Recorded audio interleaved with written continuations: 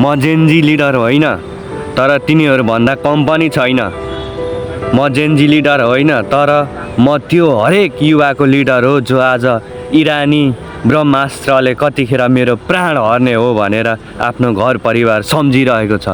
म त्यो नेपालीको लिडर हो जसको खाली दुई हातहरूले देशमा रोजगार माग्दा जहिले 34 भन्ने पासपोर्ट मात्र पाइरह्यो। म त्यो हरेक अभागी नेपालीको लिडर हो जो खाडीमा अस्तायो र उनीहरूको खुन पसिनालाई आज पेट्रोलको नाम दिएर किनिरहेको छ सरकारले।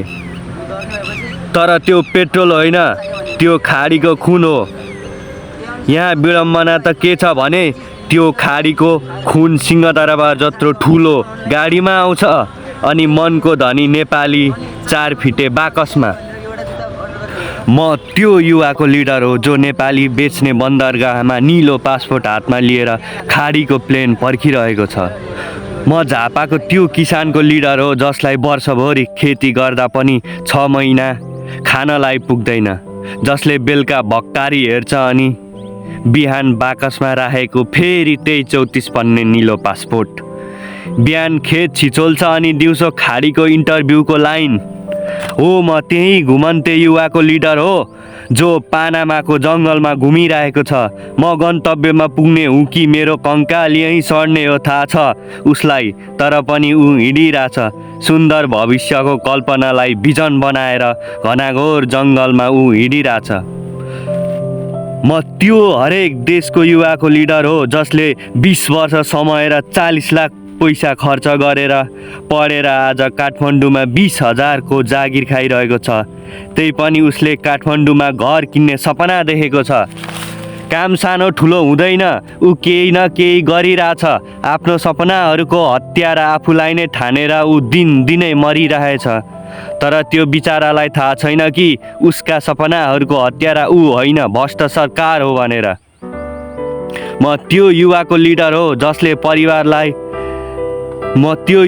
लिडर हो जसको परिवारलाई पापी सरकारले न चामल किन्ने लायक छोड्यो, न विष न कात्रो।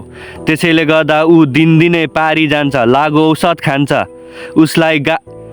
उसलाई दिनदिनै मर्न गाह्रो छ, तर एकैचोटि मर्दा उसको परिवारलाई झनै गाह्रो छ उसको क्रिया खर्च जुटाउनलाई। नेताका छोराछोरीलाई यहाँ एलबी गुचीको लुगा सस्तो लाग्छ, तर जनताका छोराछोरीलाई यहाँ असली किमत त यहाँ कात्रोको छ। कति थुपार्छस् है तेरो लाया कम्बोडिया र स्विस ब्याङ्कमा, तँलाई लाने बेलामा छर्न त रु 1 लेखेको चिल्लर नै चाहिन्छ त।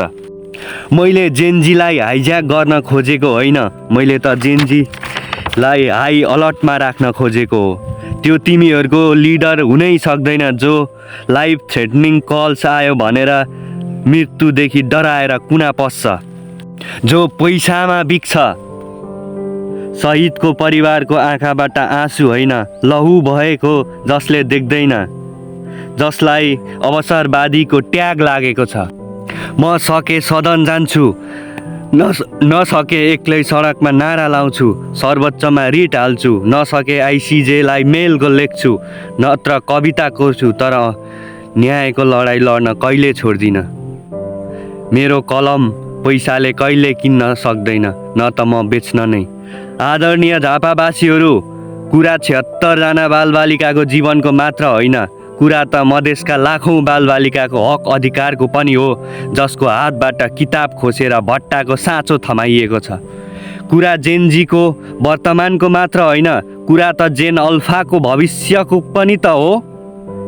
जेनजीको टाउकोमा गोली हान्नेले जेन अल्फाको पेटमा लात हान्दैन भनेर ग्यारेन्टी दिनुस् अनि जे मन लाग्छ त्यही गर्नुस्।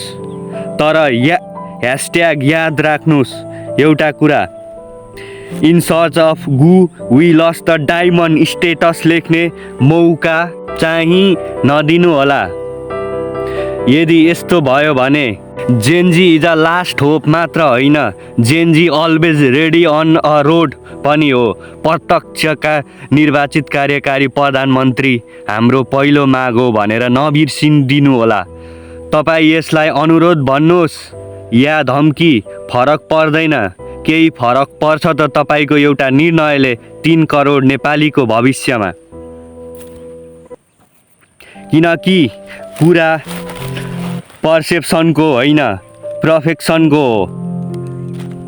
त्यो कुर्सी फलामको रहेछ अनि यसको चाक होइन, यसको चाक होइन, नियोडेनियम म्याग्नेट रहेछ। यसलाई त मत होइन, माटा टिमिडोको गु खुवाउनु पर्ने पोर्चुगल लगेर।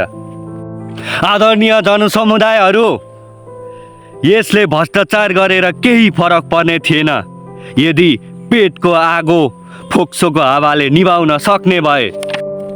यसले व्यापारीलाई पिठ्युमा बोकेर केही फरक पर्ने थिएन यदि पिडालुको पातले घाम पानी छेक्ने भए।